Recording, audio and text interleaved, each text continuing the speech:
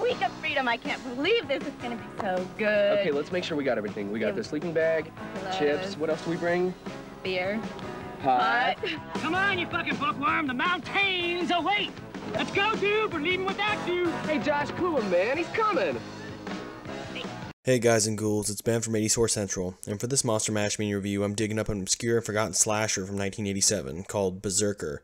It's the classic killer in the woods flick, a subgenre popular in the 80s, and by 1987 was definitely played out. But is Berserker an underrated gem that has improved on the cliched themes and overused setting? Or is it a redundant and recycled slasher that deserves to be forgotten? Rainbow Valley is also known as Little Norway because it was originally settled by Scandinavians, direct descendants of the Vikings. Really? Yeah. The Vikings. Yeah.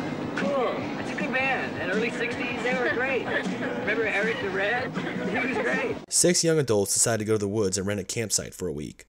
Unbeknownst to them, a berserker is loose in the woods murdering anyone who crosses his path. It's explained that a berserker was the most vicious and psychotic of Viking warriors. It turns out the berserkers also had the supernatural ability to possess and transform anyone who shares their bloodline into a crazed and bloodthirsty berserker. Can the teens survive the night, or will the berserker claim them as trophy kills? The most feared of these ancient pirates were those that not only fought with a bloodlusting frenzy, but were also known to eat the flesh of their human victims. They were called Berserkers. These berserkers were used as the first line of assault in Viking raids. They wore bearskin robes, some with bear snout masks that they had killed with their own hands. These snout masks were the upper jaw of the bear, with the canine teeth exposed, which they used to tear the flesh of their prey. I don't know why exactly, but there's something about Berserker that I just enjoy. It's one of those cheesy and cheap slashers overproduced in the 80s, but there's something fun about it. It's by no means an underrated lost slasher. Cinematically, it's put together well enough, and the film is shot and lit competently, which for a lot of killer in the woods slashers wasn't always the case. It's got that comfy 80s vibe to it. The story is original enough to be unique, but the film still falls into the same old slash movie cliches. It also features the kind of acting you expect from a low-budget killer Viking movie from 1987. The cast of characters are stock for the genre, but do manage to give some sense of camaraderie and also believability. I think a common misconception about slashers is that the characters have to be unlikable. In actuality, the characters just have to be dumb. A film is infinitely better when you actually relate to the characters and actually want them to stick around. The Blob and Pumpkinhead come to mind as horror flicks from the 1980s that did it right with likable characters. It is believed by many persons of Viking heritage that berserkers who ate human flesh can never enjoy the forgiving peace of a restful death. They are forced to forever revisit the earth by possessing the body of a blood relative. One thing I found amusing about Berserker is the red herring, or shall I say, red bearing. The film randomly cuts to shots of a bear in the woods before and after the attacks, trying to mislead the audience as to who or what is causing the maulings. But it just comes off as redundant, especially when we see the Berserker right before the main title card. In a cool twist, the bear actually becomes the hero of the film and fights the Berserker towards the movie's climax. And speaking of the maulings in the film, the gore is pretty mild in this one. The body count is even more abysmal. Way too many characters survive this thing. Even a character that looks dead somehow is alive at the end of the movie.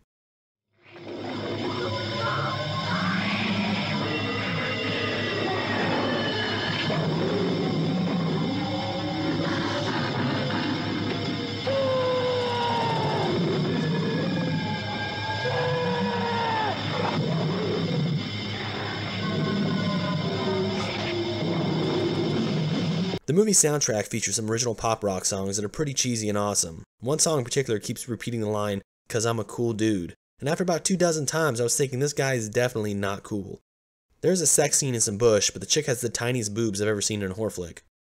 Too much of the film's runtime consists of the campers wandering the woods after discovering their first few friends dead, but the film is pretty short and moves along at a brisk pace.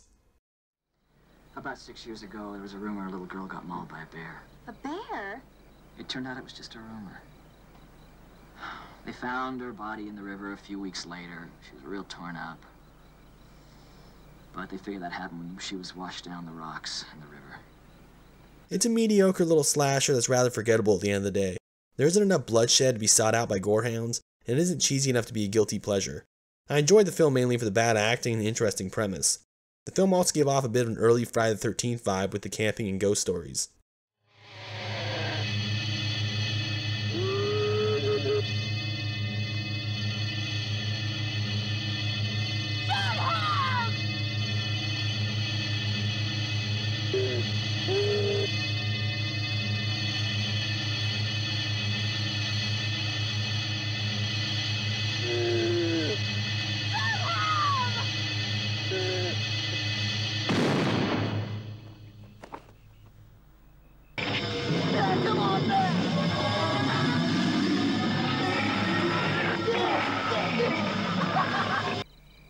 Now, whoever or whatever did this is probably still out here.